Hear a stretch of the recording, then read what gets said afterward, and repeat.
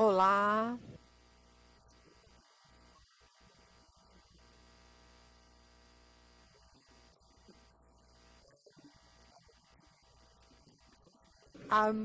eu vou seguir em inglês porque no nível profissional requer um pouco mais de português do que eu sei falar. Então, antes de tudo, muito obrigado, o Fundabom, a DV Cituscom, e um enorme obrigado para cada um de vocês e seus colegas ao redor do mundo que garantem que nós estamos seguros dia e noite. Então, tem muito a ver a respeito dos veículos elétricos. Eu estou muito feliz e eu respeito muito o outro Glenn, que assim como eu, é meio alemão também. Dois meio alemão chamado Glenn não é uma coisa muito comum, vai no mesmo palco. Então eu estou só pensando no que ele falou a respeito, com grande respeito, eu vejo que eu vou pegar esse desafio que ele deixou para mim aqui. Então, qual que é uma interface? O que que essa interface de charge é? Uma ONG com 20 membros da indústria. É um mix de operadores de carga, de fabricantes de veículos elétricos e todos que se juntaram para encontrar soluções tecnológicas para garantir a a transição para a eletrificação dos veículos. Não é exatamente para promover a mobilidade, mas para facilitá-la. Então, um pouquinho mais a respeito. Eu não sou um bombeiro, eu não sou engenheiro. Eu sou profissional de relações exteriores. Às vezes a Comissão Europeia me manda em alguns lugares e compartilhar um pouquinho sobre o que estão acontecendo nas políticas em relação ao desenvolvimento. Aí eu acabo trabalhando com engenheiros, sociedade civil, consumidores, indústria e outras partes interessadas que se reúnem para podermos falar vamos dizer assim, das soluções ideais para facilitar a transição. Então, o que eu estarei aqui falando sobre o que hoje? Well, na essência, eu vou falar de umas diferentes perspectivas de como a abordagem do lado regulatório no contexto europeu. Eu quero inspirar, não só inspirar vocês nos processos de decisões, mas, na verdade, inspirar vocês a ajudar a gente no nosso processo decisório. Então, sinta-se à vontade para falar comigo depois dessa discussão. Então, para trazer para vocês uma visão geral das políticas da União Europeia sobre segurança contra incêndios, eles estão querendo chegar a carbono zero no meio do século, ou seja, nenhum veículo de combustão de carbono deve ser vendido a partir de 2050. É muito importante para nós falarmos sobre isso, porque quando nós trabalhamos dessas soluções técnicas, por exemplo, os parâmetros para os padrões de conexão, ou os protocolos de comunicação de acordo com a ISO, nós estamos olhando, na verdade, de soluções robustas de segurança e padronização para a sua essência, que é um ecossistema que está se formando para nos ajudar a seguir adiante nessa transição. Também os sistemas de carregamento megawatts, que estão chegando aí para os veículos maiores. A Europa está indo para essa transição nos passos iniciais. Então, digamos que temos no começo da regulação, quando estamos falando de segurança contra fogo, estamos falando de um assunto de segurança nacional. Então, os processos de decisão, geralmente, em termos de segurança contra incêndio, elas requerem uma abordagem também nacional. Então, já chego na infraestrutura, mas eu também vou falar das baterias e do consumo delas no mercado europeu. Lógico que regulamento de baterias, temos uma lista obrigatória de verificação de parâmetros de segurança para avaliar e gerenciar riscos especificamente. Isso não é novo, nada novo. Agora, como está falando do produto, estamos falando do mecanismo total, porque não tem uma regulamentação para olhar para o centro de recarga, o que, na verdade, ele deve tratar das regulações das baterias, mas também deve ter certeza de que temos um ecossistema seguro para o recarregamento delas também.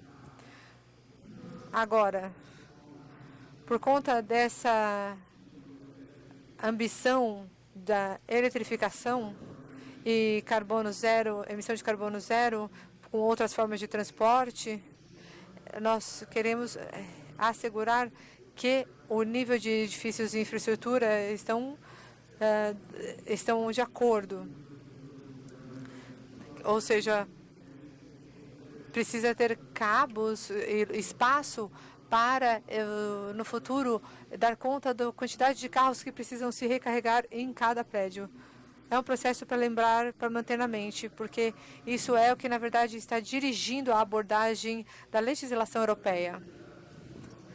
Outra coisa que não está listado ali é a regulação dos prédios de combustíveis alternativos, que está falando de estações de recarregamento público que devem ter disponíveis a cada X quilômetros nas estradas, por exemplo, e nas ruas comuns.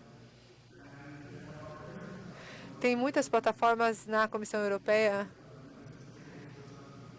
com formulários de transporte substantivo que trata dos designs, dos estacionamentos, dos processos de padronização, dos protocolos de comunicação e a maneira como nós devemos olhar para cada um deles e também para o futuro desse carregamento de megawatt.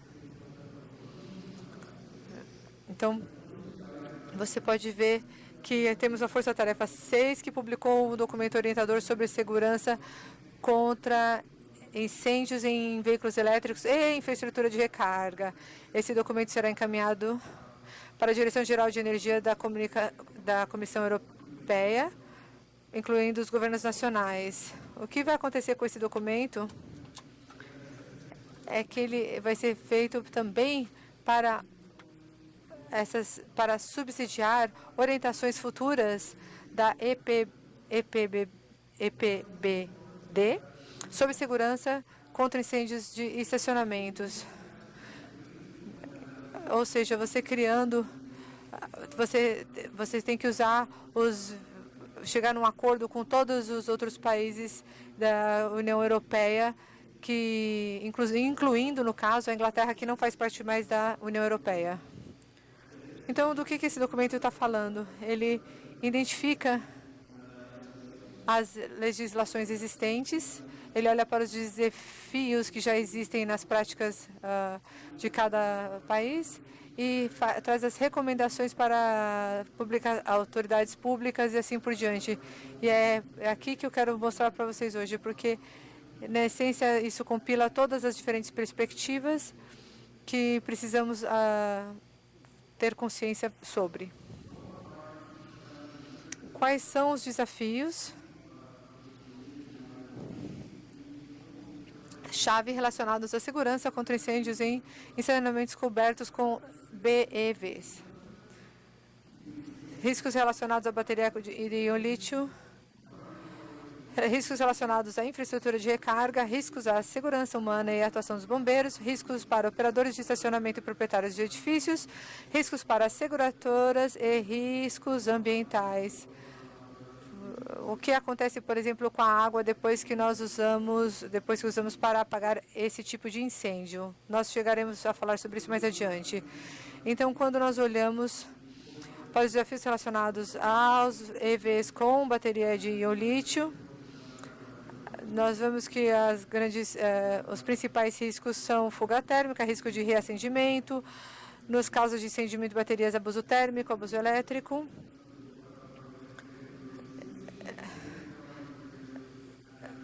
E, obviamente, as soluções que já foram faladas hoje, de isolamento térmico, materiais retardantes de chamas e sistemas de resfriamento avançados. Eu gostaria que vocês refletissem o que já foi dito anteriormente, porque todo mundo que já subiu nesse palco hoje é alguém que está refletindo a atmosfera europeia. Então, os desafios e riscos relacionados à infraestrutura de recarga. Infraestrutura de recarga envolve riscos nos seguintes casos: instalações fora das normas de segurança aplicáveis, se você não tem um eletricista qualificado, equipamentos eletrificados inseguros, manutenção e inspeções inadequadas e vandalismo. Bom, vandalismo é um ponto interessante, porque o que nós estamos vendo na Europa, em algumas áreas da Europa, é que não é só o vandalismo no sentido de... mas eles estão roubando cabos. É o roubo de cabos. Eles acreditam que que são componentes muito caros que podem ser vendidos no mercado negro. Nós vamos discutir a respeito disso e nós tentamos trazer mais em pauta, porque precisamos pensar em soluções para evitar. Já falaram de câmeras de segurança, já falaram de algumas soluções, mas no fim do dia o que conta é entender as realidades sociais diferentes de cada lugar. O que pode ser um pouco mais interessante para vocês saberem é que tem outros canais relacionados com em relação a esse multiuso. Descarregamento modo 2, com exceções, adaptadores e medidores que podem contornar o sistema de segurança, como o monitoramento térmico. Isso traz um muito grande riscado. Isso eu estou refletindo em relação a esse ponto, é porque o recarregamento Whole, ele é um ponto importante no mercado europeu e por isso estamos discutindo, criando mandatos para o recarregamento domiciliar, para ser que, apesar de ter um sistema público de muito avançado para o carregamento, os carregamentos domésticos ainda são um grande ponto. E outro também que eu falei, que tem um fragmento, estamos falhos ainda no setor de inspeções, porque esses 27 estados eles têm um mercado interno, então eles têm que comercializar coisas, bens relacionados a esses produtos e serviços entre eles. Então, nós precisamos ter inspeção da qualidade e dos padrões.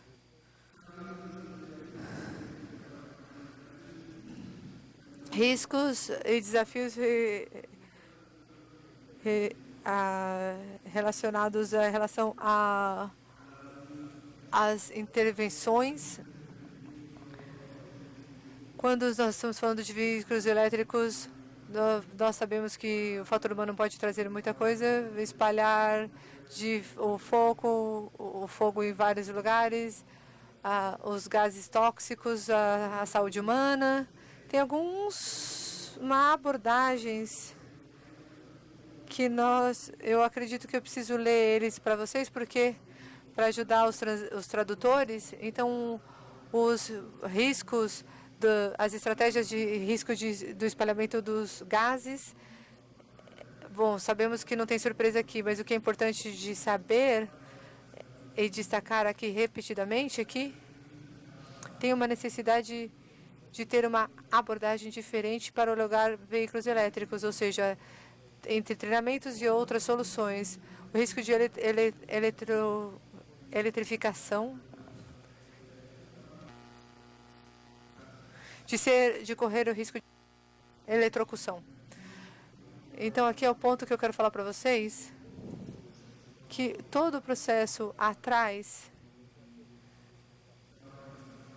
do lado regulatório e de governança e a busca de melhores práticas e novas abordagens, e a diferença entre BEVs e OICEs é que, sim, tem um risco menor de fogo. Sim, tem um risco menor de fogo. Todas as estatísticas falam isso, mas não vamos baixar a guarda.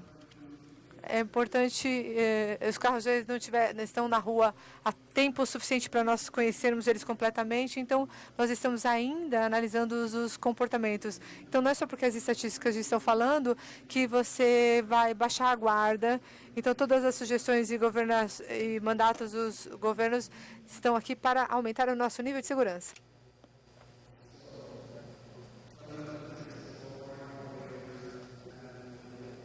Então, desafios e riscos para proprietários de prédios e operadores de estacionamento. Então, temos algumas restrições aí. Então, às vezes é um pouco difícil impor maiores seguranças e abordagens, né? Ou abordagens gerais, né? Por assim dizer. Porque a diferença também, a gente está falando de diferentes culturas aí na forma de construção dos prédios, os tamanhos dos veículos também.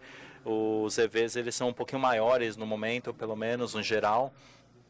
Temos também esses vãos aí de infraestrutura para carregamento, né? Se observamos algumas áreas da Europa, não temos estações de carregamento suficiente lá. Então, podemos criar uma situação onde o cliente ou o motorista precisam encontrar uma forma alternativa de carregar. Então, já vimos um exemplo aqui, uma pessoa colocou o carro na eletricidade direta, né? E os EVs, no momento, não são necessariamente os mais baratos, mas o importante é que quando você tem essa transição, é necessário também observar as economias que rodeiam tudo. Então, isso é o que a União Europeia está buscando garantir também. Os desafios e riscos para seguradoras, né? Acho que eu não preciso nem explicar muito isso, né? Existem certas questões com danos de terceiros, responsabilidades, né? É uma nova reclamação aí, né? Então, não tem nada novo aí. Agora, riscos para o meio ambiente. Então, aqui, nós temos uma abordagem típica europeia, né? Então, temos elemento-chave aí na parte ambiental, que pode variar de lixo elétrico para danos químicos, mas aqui os que foram identificados no relatório são as emissões tóxicas, poluição do ar, como você viu anteriormente, as águas. Então, duas partes, ou três partes, né? Eu posso dizer 4 partes até, da emissão de água. Então, a questão aqui é qual água está sendo usada. Os compostos químicos, aí, o que é feito com a água posteriormente, o que tipo de água foi utilizada para apagar a bateria, já que tem muitos elementos da bateria e do veículo também, né? Como se certificar aí, né? Então lógico, né? Não estou falando da prioridade sendo o incêndio, né? Mas quando a gente observa as soluções em potencial e que tipos de líquidos a serem utilizados, sim. E como o gerenciamento do pós-incêndio, né, o gerenciamento do lixo, como vai ser descartado, né? Então, você vê a bateria dentro de água por muito tempo, né, alguns dias, você ainda tem uma carga elétrica aí também. Então, quais são os 5 pilares, os pilares-chave, eu diria, quando a gente está vendo as práticas existentes, né, para garantir um alto nível de padrão aí de segurança. Então, temos aí uma compilação dos diversos extrações aí de legislação. Então, prevenção de incêndios, né, é um dos 5 aspectos, as condições de acesso, o design e a estrutura de carregamento, os estacionamentos, né, e tem um ponto aí, né, devido a termos uma consideração que os EVs não são tão alto risco, então não precisa isolar os veículos elétricos. Então, a política é reconhecer que não existe uma política aí. Independente disso, tem algumas exceções, aí, especificamente em Luxemburgo. Você precisa... Peraí, eu vou ler para vocês aqui. O certificado de conformidade europeu, você não pode estacionar seu carro num lugar coberto.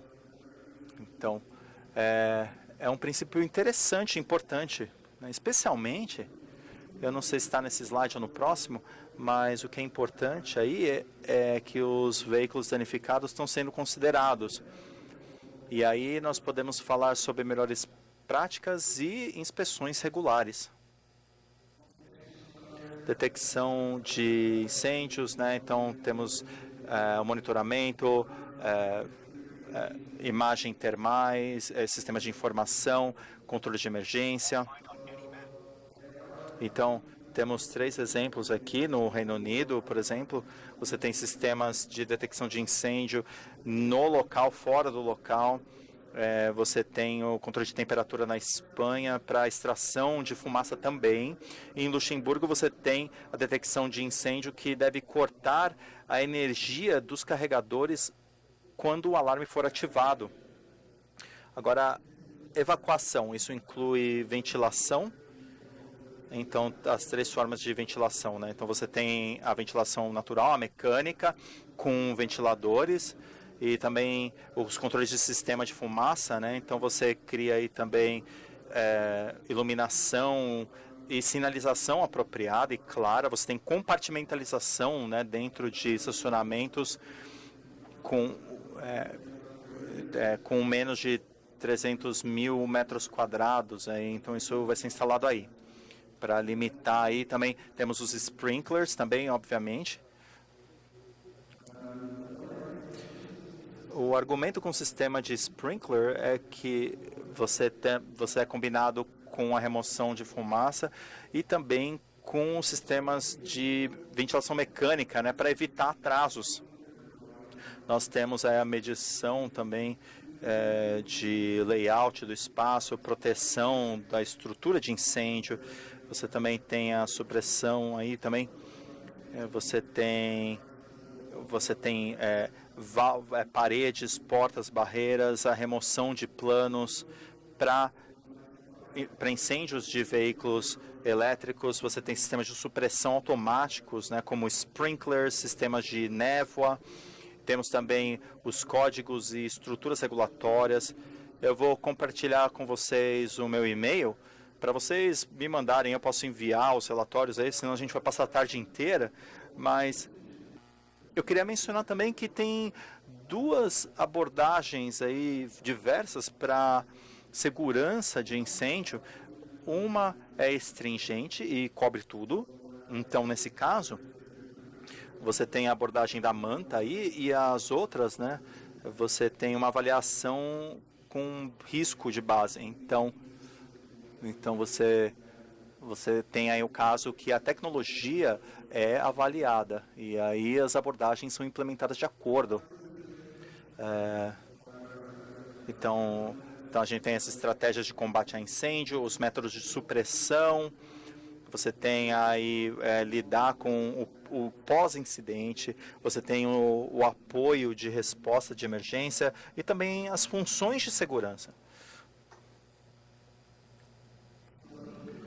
Então, aqui a gente chega nas recomendações.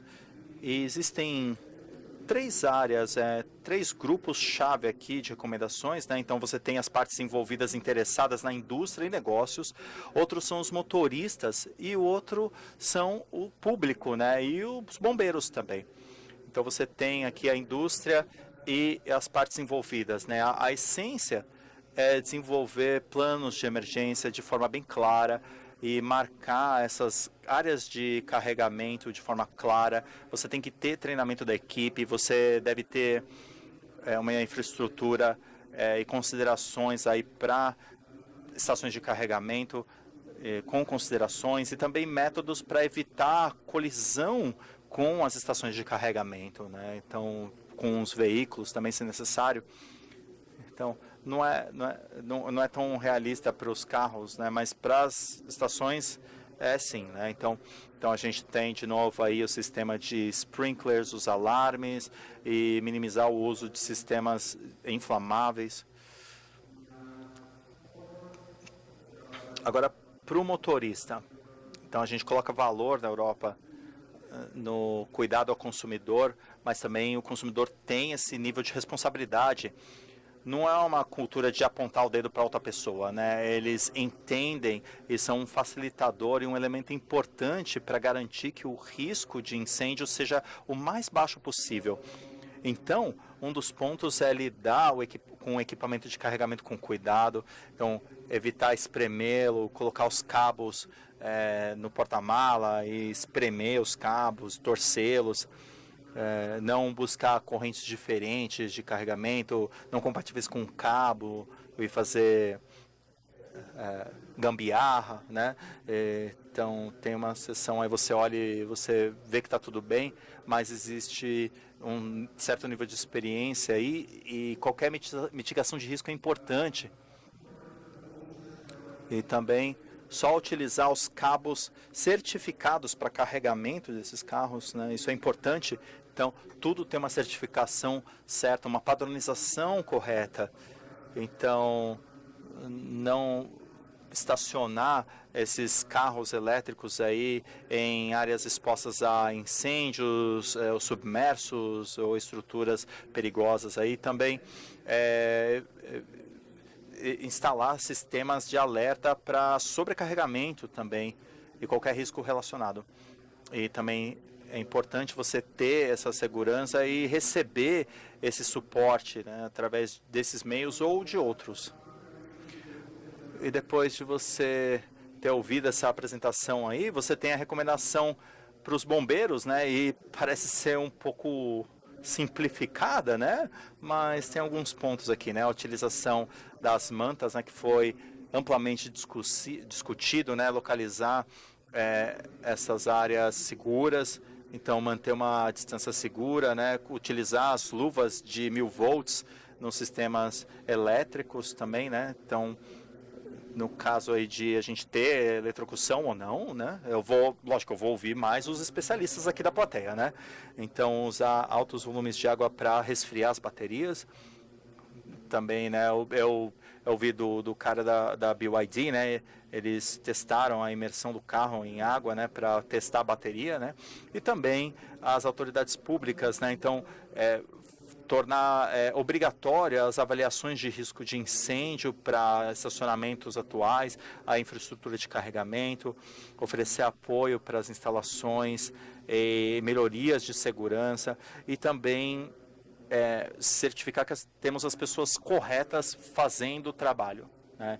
Assim como a padronização dos conectores, cabos e também o tipo de carregamento, né? Isso é meio óbvio, mas não vamos esquecer os aspectos tecnológicos aqui. Então, é isso de mim hoje, como eu mencionei. Sintam-se à vontade de entrar em contato comigo, eu vou enviar o relatório para vocês. E eu estou muito feliz de ouvir suas recomendações, suas opiniões depois dessa apresentação. Então, muito obrigado.